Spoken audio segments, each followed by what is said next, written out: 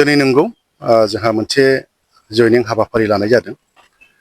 जुमदार ब्लकनि सिङाव थानाय जानालिगाव प्राइमारिनि गासैबो बिथांमोनहा आरो बिथांमोनहा एक्सन डिपि आरो बिथांमोनहा अल्टारनेटिभ पार्टी एपिपि बे राजनितिक हान्जायाव दङमोन। सोरबा मेम्बार सोरबा बेबायदिनो बिथांमोनहा दङमोन। खिन्थु दिनै बिथांमोनहा जोंनि इउपिपिएलनि दैदेनगिरि बा जोंनि बिटिआरनि दानि सिएम प्रमद बर' सारनि दैदेननायखौनो मोजां मोननानै दिनै जोंनि इउपिपिएलआव बिथांमोनहा जबदान जाफैबाय। आरो बे हिसाबै दिनै जोङो जुमदार ब्लकनि मानगोनां आफादगिरिजों लोगोसे गुबुन गुबुन बिभागाव थानाय दैदेनगिरि दिनै जों बिथांमोनखौ आजावना लादों। आरो बिथांमोनहा दिनै जोंनि इउपिपिएलआव जबदान जानानै जोंनि इउपिपिएलनि माखासे हाबाफारियाव मैखोमै बाहागो लागोन। बेनि उनाव आङो बेखौ बुंनो सानदों, नंगौ जोंहा थांनाय 2020नि उनाव मोनसे जोंहा सक्ति जादोंमोन। सक्ति जानायनि उनाव जोंनि जि पार्ट बारग' एक्स इन्डिपि हिसाबै बे पार्टआ जोबनानै थांदों। आरो राजनिति भाबे दिनै इउपिपिएलआव हाबनानै खामानि मावदों। आरो आं बेखौनो खावलायदों, राजनिति भाबे जायफ्रा गोदानै दं बिथांमोनहा उल्था फाल्था सानाबालायनो दानि जोंनि इउपिपिएलनि जि सरकार बे सरकारावनो थाफानानै जोंनि जे मोननांगौ अधिकार, जोंनि जे थांनानै थानायनि राहा, बे थांनानै थानायनि राहाखौ दिनै जों इउपिपिएलआवनो थानानै जों खामानि मावनानै जों बेख'नांगोन। मानो होनोबा जोंहा पार्ट दंमोन हिसाबै बे जोब्बाय। दा राजनिति भाबे दिनै जों इउपिपिएलआवनो थानांगौ आरो खामानि मावनांगौ। बेखिनियानो। माखासे भुल बुजानि खेथ्रआवहाय जोङो इउपिपिएलआव जबनानै जाहैदोंमोन। दा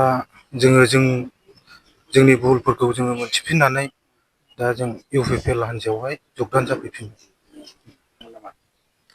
बिबानाथ' ओरैनो मेम्बार हिसाबै दङमोन। दा जोङो बेखौ गासैखौबो नागारजोबनानै प्रमद सारनि दैदेननायखौ मोजां मोननानै जोङो इउपिपिएल हान्जायावहाय जबनान जाफैफिनबाय। जोङो गासै साबा फैगोन। मानोना जों दिनैहाय साबा फैग्रोदों, फैबावगोन। जोंनि लोगोफ्रा माखासे दंबावो, थाबैनो फैगोन बिसोरबो। ओरैनोथ' 10 जनसोखौ जों खबर मोननानै दङ, फैगोन। दिनै नंगौ जोंहा मोनसे जयनिं हाबाफारि लानाय जादों।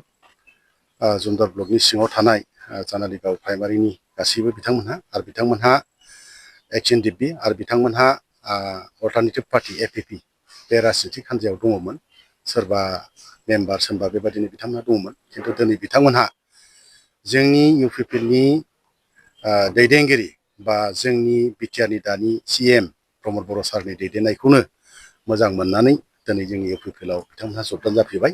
आरो बे हिसाबै दिनै जोङो जुमदार ब्लकनि मानगोनां आफादगिरिजों लोगोसे गुबुन गुबुन बिभागाव थानाय दैदेनगिरि दिनै जों बिथांमोनखौ आजावना लादों।